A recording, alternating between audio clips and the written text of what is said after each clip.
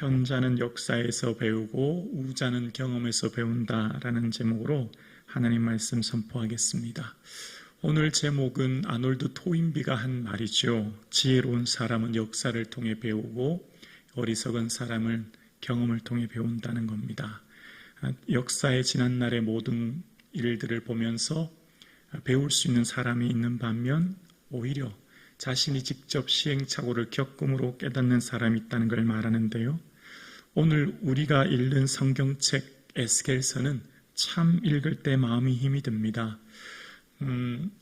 욥기처럼 힘이 듭니다. 욥기는 그 개인의 극심한 고난을 묵상하면 너무 마음이 무겁지 않습니까? 그런데 이 에스겔을 통해서 보면 나라의 멸망 앞에서 깨닫지 못하는 이스라엘 백성들을 보면서 어떻게 이렇게 어리석을 수 있나라는 생각이 들죠. 그런데 늘 말씀을 보면 그들의 일이 아니라 말씀을 볼 때 꼭 그 말씀은 그때 그 사건으로 해석하는 것이 아니라 그 말씀을 통해 나를 비춰보는 것 아니겠습니까? 이 말씀이 나에게 뭘 말씀하시는지를 깨닫는 것이죠. 그러니까 오늘 본문에 등장했던 많은 사람들이 나의 모습은 아닌가를 늘 살펴야 되는 겁니다. 끊임없이 하나님 말씀하시지만 우리가 그 말씀 앞에 민감하게 반응하지 못하는 어리석음, 오늘 나의 삶 가운데 하나님 정말 끊임없이 우리에게 이야기하시는 그 뜻을 헤아리지 못하는 어리석음이 나에게 있지 않은지는 살펴보아야 되는 것이죠.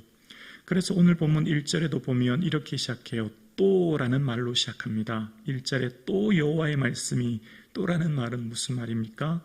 이전에 여러 번 얘기하셨다는 걸 강조하기 위함이죠. 그래서 여러분 어제 본문이었는데요.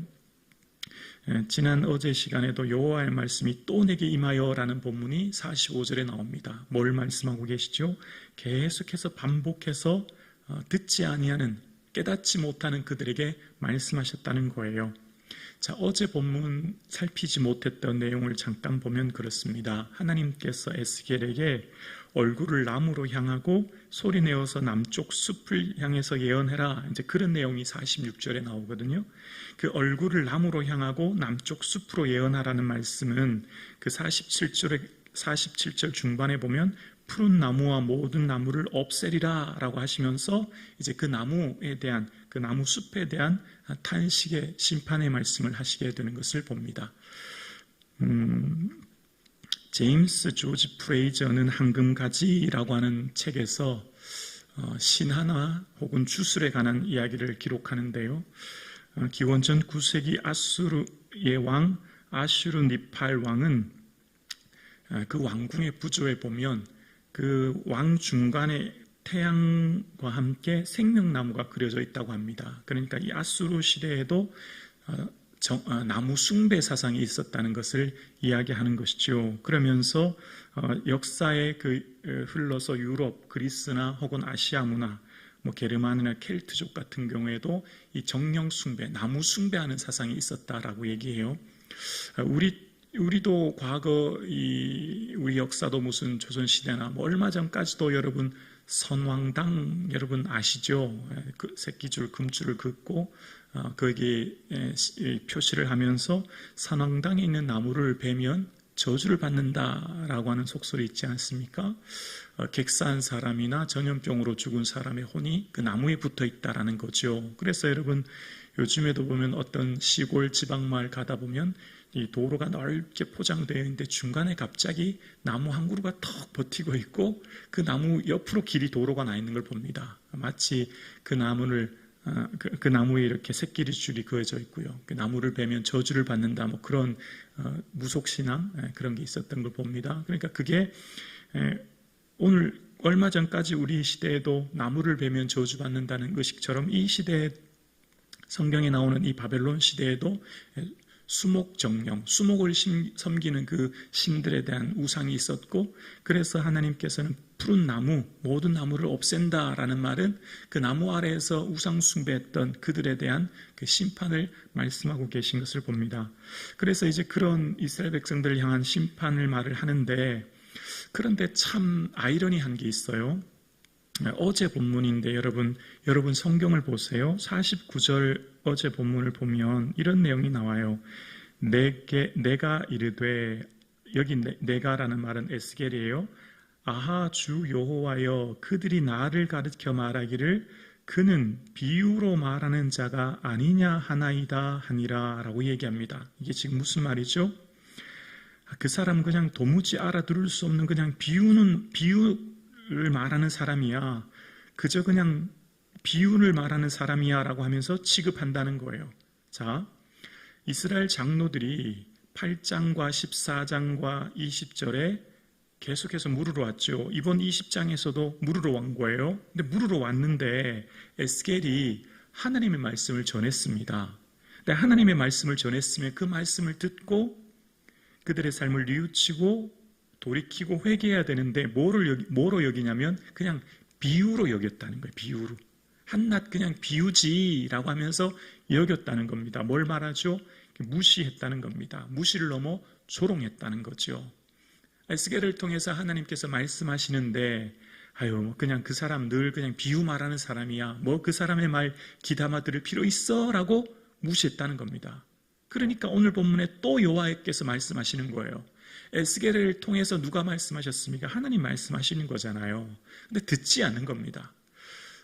정말 우리의 삶 가운데 은혜가 뭘까를 생각합니다. 성경 말씀이 오늘 나에게 말씀하시는 하나님의 말씀으로 들리는 것이 얼마나 큰 복이란 걸 또한 깨닫게 돼요. 이 말씀이 그냥 그들에게 하셨던 말씀이 아니라 지금 여기에 나에게 말씀하시는 하나님, 그 하나님의 말씀에 민감하게 반응할 수 있는 그 은혜가 있기를 주의 이름으로 축원합니다. 그래서 오늘 이스라엘 백성들에게 오늘 본문 또라고 시작하고요. 1절만 그렇지 않아요. 8절에도 보면 여호와의 말씀이 또라는 표현이 나와요. 계속해서 말씀하신다는 건 뭐죠? 듣지 않는기 때문에 말씀하시는 거예요. 그러면서 2절을 볼까요? 2절에 보면 인자야 너는 얼굴을 예루살렘으로 향하여 성소를 향하여 소리내어 이스라엘 땅에게 예언하라. 지난 시간 45절에는 얼굴을 나무로 하여 숲을 향해 예언했는데 이번에는 얼굴을 예루살렘으로 향하여 성소를 향하여 이스라엘 땅에 대해서 예언하라라고 말씀하고 계세요. 어디를 향해 하라고요? 바벨론에 있는 에스겔에게 얼굴을 돌려서 예루살렘 방향을 보면서 그 성소 이스라엘 땅이라는 표현을 하고 있습니다. 그곳에 있는 사람들에게 예언한다라는 겁니다. 자, 그러면서 하나님 뭘 말씀하시냐면 3절에 이스라엘 땅에게 이르기를 여호와의 말씀에 내가 너를 대적하여 내 칼을 칼집에서 빼어 의인과 악인을 내게서 끊을지라. 끊다라는 말은 처단하다는 말이거든요. 이제 심판이 시작될 거야 라는 말이에요. 33장에 보면 예루살렘이 함락됐다는 소식이 전해지는 내용이 나와요. 그때가 언제냐면 에스겔이 사로잡힌 지 12년 10개월째 되는 날 5일에라는 이야기가 나옵니다. 그러니까 에스겔이 포로로 잡힌 지 12년째 되는 해 예루살렘 성이 함락되었다는 소식을 들어요. 지금 오늘 본문 이 21장의 내용은 몇 년째죠? 지난 시간 20장에 보면 예루살렘에서 사로잡힌 지 7년 5개월째 되는 해입니다. 그러니까 지금 현재는 7년째고 이제 5년 뒤에 12년째 예루살렘이 함락되는 거죠. 그럼 아직 5년의 시간이 있는 거지 않습니까? 5년의 시간이 아직 남아있다는 것은 그럼에도 불구하고 아직까지 기회가 있음을 어쩌면 말씀하는 거고, 바벨론에서는 에스겔을 통해서, 예루살렘에서는 예레미야를 통해서 끊임없이 지금 말씀하시는 내용 중에서 오늘 본문이 나와요. 근데 이 심판의 말씀이 얼마나 끔찍한지를 이제 이야기합니다. 4절과 5절인데요. 내가 의인과 악인을 내게서 끊을 터이므로 내 칼을 칼집에서 빼어 모든 육체를 남에서부터 북까지 치리니 모든 육체는 나 여호와가 내 칼을 칼집에서 빼는 줄 알지라. 칼이 다시 꽂히지 아니하리라 하셨다 하라. 칼집이 빼어져서 남에서부터 북으로 유다에서 이스라엘까지 다시 꽂히지 않는다는 말은 심판이 더 이상 지체되거나 연기되지 않을 것을, 심판이 어떻게 해요? 반드시 심판이 된다고 하는 것을 이야기하시는 겁니다. 그러니까 심판이 점점점 목전에 다가오고 있는 상황이에요. 점점점 그들 앞에 이제 5년이 지나고 5년 정도의 시간이 남은 그들 앞에 끊임없이 심판이 다가오고 있어요. 그래서 이 심판의 말을 하는 사람은 얼마나 애타게 간절하게 말하고 선포하라고 하냐는 것을 보면 6절에 보면 인자야 탄식하되, 탄식한다는 말은 신음하다, 한탄하다 이런 의미거든요. 너는 지금 신음하면서 얘기하라 라는 거예요. 뭐라고요? 너는 허리가 끊어지듯 탄식하라, 그들의 목전에서 슬피 탄식하라 라고 이야기합니다. 그 신음하며 한탄하며 고통 가운데 어떻게 해요? 허리가 끊어지듯 탄식하며 그들에게 이 선포하라는 겁니다. 왜 이렇게 해야 되죠? 듣지 않았어요. 에스겔 말을 비유로 들었어요. 에스겔의 이야기를 그냥 그 사람은 늘 그런 얘기하는 사람이야 라고 취급하니까 더 간절하게 그 신음하며 탄식하며 허리가 끊어지듯 이야기하라 라고 이야기합니다. 그러니까 지금 전까지 얘기했던 에스겔의 말을 그들이 잘 듣지 않고 그들의 반응을 한번 볼까요? 7절을 보면 7절에 그들이 내게 묻기를, 그 장로들이 에스겔에게 물어요. 네가 어찌하여 탄식하느냐? 어찌하여 탄식하느냐라고 묻는 거예요. 어찌하여 탄식하기는요? 말했잖아요. 심판이 있을 거라고요.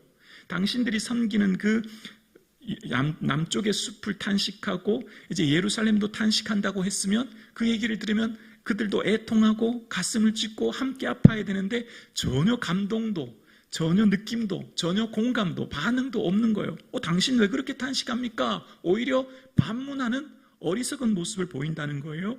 그래서 7절에 다시 볼게요. 그들이 내게 묻기를 내가 어찌하여 탄식하냐 하거든 대답하기를 재앙이 다가온다는 소문 때문이니, 소식 때문이라는 거죠. 각 마음이 녹으며 모든 손이 약하여지며 각 영이 쇠하며 모든 무릎이 물과 같이 약하여지리라. 보라 재앙이 오나니 반드시 이루어지리라. 주 여호와의 말씀이니라 하라. 보라 재앙이 오나니 반드시 이루어지리라. 오늘 예배하는 저와 여러분, 이 말씀을 통해 다시 한번 우리 이 시대를 생각하게 됩니다. 이 시대를 우리가 종말을 살고 있는 시대이지요. 우리는 최후의 심판, 최후의 예수님의 다시 오심을 예비하며 준비하며 오늘을 살아가고 있습니다. 그날이 도적과 같이 올 거라고 이야기합니다. 말씀하셨습니다. 내가 속히 오리니 각 사람의 행한 대로 상을 주리라 말씀하셨죠. 근데 많은 사람들이 예수님 오신다고 하는 것에서 별로 긴급하게, 심각하게, 또 소중하게, 또 준비하지 않고 살아갑니다. 그냥 오늘 이 땅이 영원할 것처럼 하나님의 나라에 대한 그 소망이 그냥 관심이 없는 세대를 오늘 우리가 살고 있습니다. 그러나 분명한 것은 그 마지막 주님이 다시 오실 때 심판의 날에 더 이상 돌이킬 수 없다는 것을, 마치 칼집이 다시 꽂히지 않는 것처럼 그 심판의 날에 하나님 심판하실 때 양과 염소를 나뉘듯 하나님께서는 그 심판의 날에 반드시 그 하나님께서 하시는 그 두렵고 떨리는 무서운 심판의 날이 있다고 하는 것을, 그날에는 반드시 영원한 영생과 영불로 나누어진다고 하는 것을 우리는 기억하는 이 아침 되기를 주님의 이름으로 축원합니다.